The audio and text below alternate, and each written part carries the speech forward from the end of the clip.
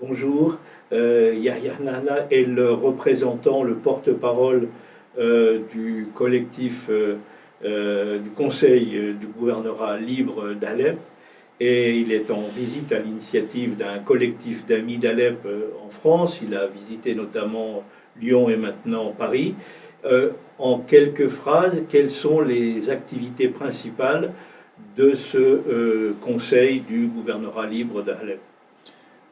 ما هي النشاطات التي يقوم بها المجلس المحلي في محافظة حلب؟ كيف تستطيع أن تقدمه وأن تتحدث عنه؟ المجلس محافظة حلب انطلق في ظل غياب الحكومة والعمل الحكومي في محافظة حلب.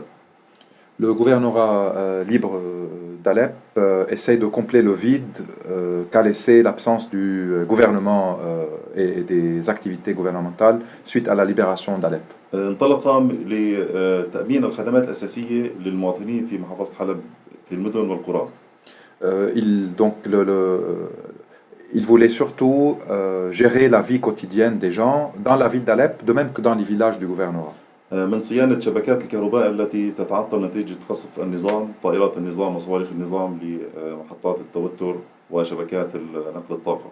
Réparer l'électricité et les infrastructures électriques ou de l'énergie qui étaient bombardées régulièrement par le régime Assad. وكذلك صيانة شبكات المياه ومضخات المياه التي تغذي الناس بالمياه. Même chose par rapport à l'eau et l'alimentation de l'eau, puisque l'infrastructure également de l'eau a été bombardée. تشغيل الأفران. Faire fonctionner les boulangeries. الدفاع المدني، دعم وتشكيل مديرية الدفاع المدني التي تقوم بشكل متواصل بانتشال الضحايا والجرحى والعالقين تحت الأبنية التي تهدم نتيجة قصف طائرات النظام. Soutenir la défense civile ou le secours populaire qui travaille pour sauver les gens dans les bâtiments ou dans les localités bombardées par l'aviation du régime. دعم وتشغيل المشافي ومنظومة الإسعاف في المحافظة. Soutenir les hôpitaux pour que ces hôpitaux puissent fonctionner et en même temps pour que les ambulances et les dispensaires arrivent également à faire leur travail. قمنا بإحداث مديرية إكسار بيزار مؤسسة الحبوب لدعم المزارعين وإعادة تنشيط الزراعة في المحافظة. Il y a eu également un projet pour soutenir les paysans, pour soutenir l'agriculture dans la région et de fournir les graines et le soutien nécessaire. ونتوجه للمنظمات الدولية والدول المانحة والداعمة للشعب السوري لدعم المجلس بمشاريع إنتاجية قادرة على تشغيل يد عاملة واستمرار الحياة في حلب. Et on essaye maintenant de s'adresser à des organisations internationales pour nous soutenir afin de créer des emplois, de créer des projets qui seront capables d'embaucher des gens et de rendre la vie moins difficile à Alep. وأهم شيء المجلس يهتم به ويدعو إلى دائما ويطالب بدعمه هو قطاع التعليم المتعثر. Et le plus important peut-être aujourd'hui, c'est l'éducation, et c'est le secteur de l'éducation qui a beaucoup de difficultés et de problèmes. كون قوات النظام تقصف المدارس بشكل مستمر وحاليا المدارس تحت الأرض ضمن أقبية البناء. Car les écoles ont été bombardées par les forces du régime et aujourd'hui il y a beaucoup d'écoles qui s'organisent dans le sous-sol, dans des abris pour essayer de protéger les étudiants ou les enfants. لذلك يحاول المجلس دائما أن يضع جل إمكانياته لدعم قطاع التعليم لمنع تجهيل المجتمع وإنتاج جيل جاهل. Et ça, c'est une question très importante pour le Conseil, car c'est toute une génération qui est aujourd'hui victime de l'absence de l'éducation et qui peut devenir dans un état d'analphabétisation ou voire d'ignorance s'il n'y a pas des initiatives pareilles.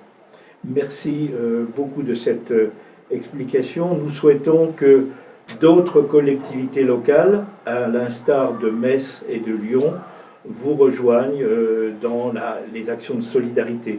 Et je voudrais aussi profiter de la présence d'un politologue connu, professeur à l'Université américaine de Paris, Yad Majed, pour nous dire un mot sur l'idée de zone d'exclusion qui revient au premier plan de nos réflexions en ce moment. Les zones d'exclusion aérienne ou les zones protégées ou les zones tampons ou même des corridors humanitaires comme comme ils ont été nommés dans une des résolutions des Nations Unies, visaient à créer des régions où la population civile syrienne n'est pas bombardée, où les gens déplacés de plusieurs régions peuvent se retrouver.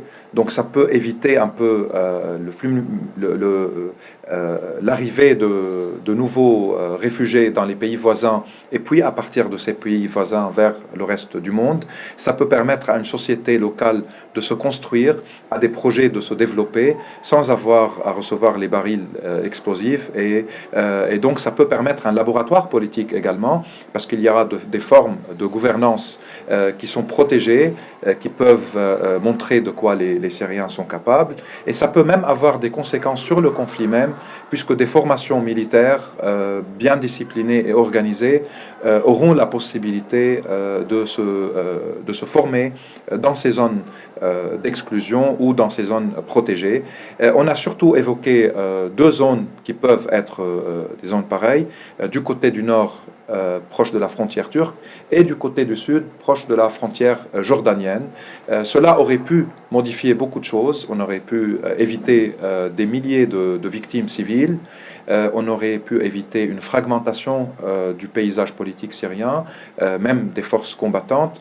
Et ça aurait surtout permis aux gouvernements locaux ou une forme de gouvernance locale d'émerger, au lieu que le leadership de l'opposition syrienne soit à l'extérieur et au lieu qu'on voit régulièrement des réfugiés quitter la Syrie par crainte de recevoir les barils et les raids aériens.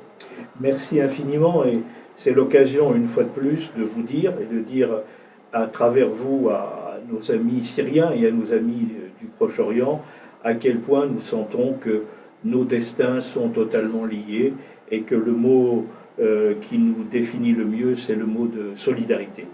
Merci infiniment à vous deux. Merci à vous, à la Fondation Jean Jaurès.